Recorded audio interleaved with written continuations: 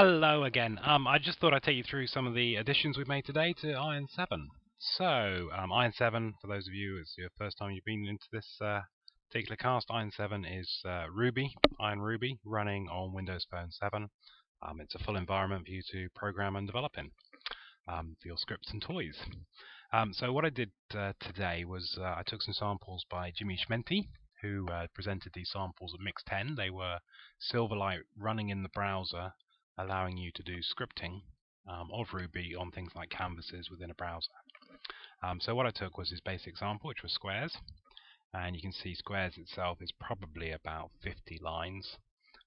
What it does is in the setup function, in the init, it creates a canvas and it creates a timer. Within the timer, what gets called is add squares, and so every time around this loop, which I think is about, what's it got here?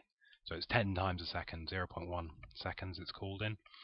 So 10 times a second, it adds another 5 squares to the canvas, and each square, as you can see here, is just filled up with random sizes and random colors. So if we run that, you can see this is his basic demo that I took, ported, and you can see that it fills up the screen with these different squares.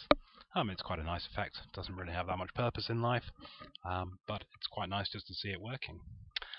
So I took that, and then I thought, well, what can I do with that? So I thought, well, maybe I could try animating some of these squares, and also it was quite an experiment to see how it performed speed-wise. So what I did was I took all his squares, and actually that's quite a lot of squares to start with. Let me just go back and just add 10 squares to start with, just so you can see the effect. So we changed the number of squares to 10. So I took 10 squares and animated them around, and this runs quite well on the phone as well. It is running off a timer rather than some dedicated piece of animation technique, so it's not perfect, but it does work reasonably well.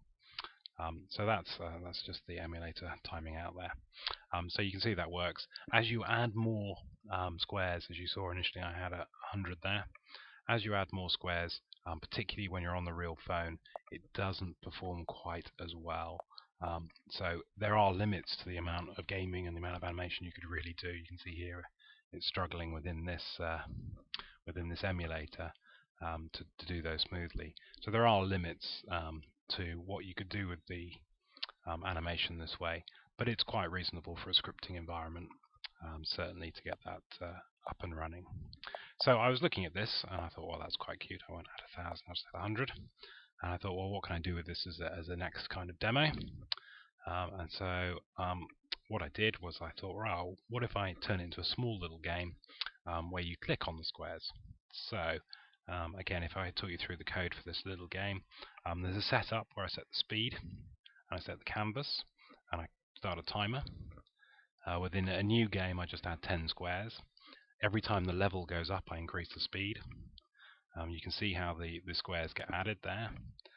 The adding code itself is very similar to what it was in the original demo.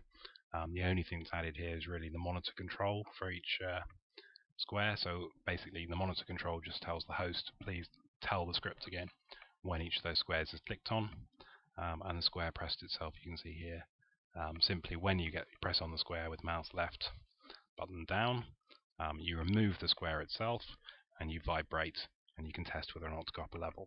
And that's it in terms of the code. So if I run this, I'm just going to try to click on these squares. It's a bit difficult with this mouse.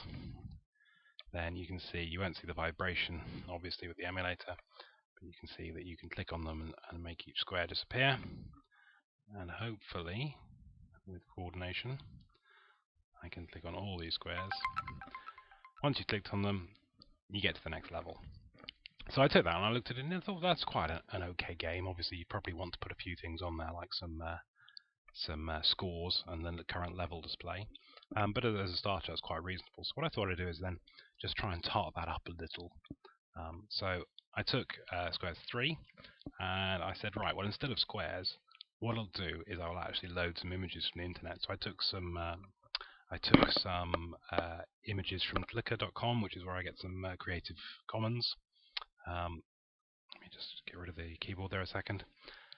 So I took some Creative Commons aliens from Flickr. And I also loaded up some sound effects which I took from freesound.org, again under Creative Commons, and I thought I'd see how these things work. So instead of squares I now have aliens, and you can see I've taken an image for each of those, and those images are hosted on my web server.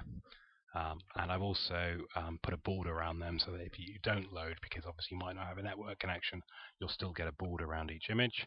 And you can see also that I load up the sounds. So hopefully you'll hear the sounds on this demo. So this is now what it looks like. You saw a brief flash there while it loaded things.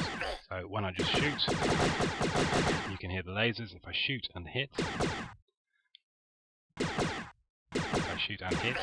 you hopefully can hear the death of each alien. And again, it's exactly the same code, it's just a different skin on it really. So that's it. You can see again, you can do this putting some scores on the screen. That's putting a few additional challenges, having some sort of shields or defense so that your lives gradually go down. But it's a reasonable first game.